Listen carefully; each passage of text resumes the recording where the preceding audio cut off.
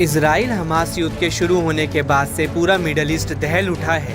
Israeli PM Benjamin Netanyahu अपने तीखे तेवर के बाद से सबके निशाने पर है। इस बीच इजरायली एजेंसी ने एक बड़ी साजिश को नाकाम करने का खुलासा किया है। इजरायली अधिकारियों ने बताया कि पिछले महीने एक इजरायली नागरिक को गिरफ्तार किया गया था। शख्स पर कथित तौर पर इजरायली पीएम, रक्षा मंत्री या शिन बेट के प्रमुख की हत्या करने का शक था। इजराइल सुरक्षा एजेंसी ने शख्स का ईरान से सीधा कनेक्शन का भी दावा किया है। शिन बेट और इजराइल पुलिस ने साझा बयान जारी कर कहा कि संदिग्ध को ईरान में 2 बार तस्करी करके लाया गया था।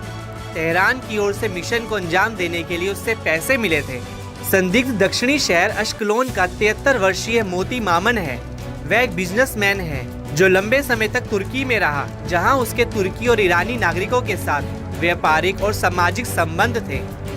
इस साल अप्रैल में मामन ने 2 तुर्की के लोगों की मध्यस्थता से ईरान में रहने वाले एक अमीर बिजनेसमैन एडी से मिलने के लिए सहमति जताई थी, जिससे व्यापारिक गतिविधियों पर चर्चा हो सके।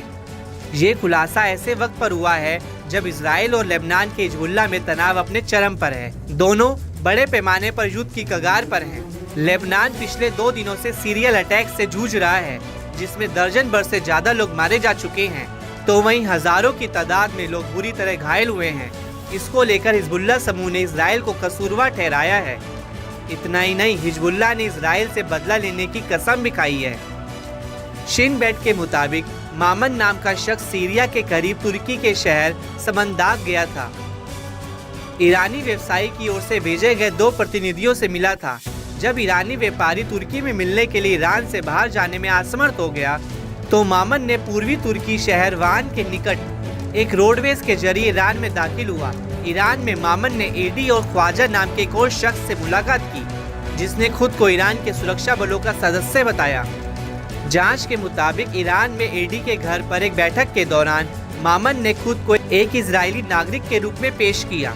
शिन बेट ने जांच में पाया कि उस बैठक में एडी ने इजरायली संदिग्ध को ईरान के लिए इजराइल में अलग अलग मिशनों को अंजाम देने का निर्देश दिया, जिसमें खास स्थानों पर पिस्तौल रखना, भीड़ भाड़ वाले इलाकों की फोटो लेना और अन्य इजरायली नागरिकों को धमकाना शामिल है, जो ईरान की ओर से काम कर रहे थे और अपने मिशन को अंजाम नहीं दे रहे थे। मामन ने हामी भरते हुए तुर्की से होते हुए वापस इजराइल लौट आया।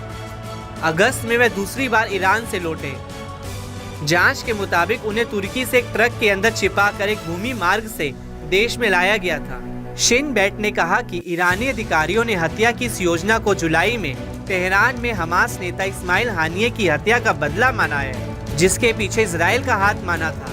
दावा है कि मामन ने कोई भी काम करने से पहले $1 मिलियन की अग्रिम राशि मांगी थी, लेकिन ईरानी खुफिया एजेंटों ने उनके अनुरोध को अस्वीकार कर दिया और कहा कि वह भविष्य में उनसे संपर्क करेंगे। दूसरी बार ईरान छोड़ने से पहले मामन को बैठकों में भाग लेने के लिए ईरानी खुफिया एजेंटों में से एक ने 5000 यूरो दिए थे।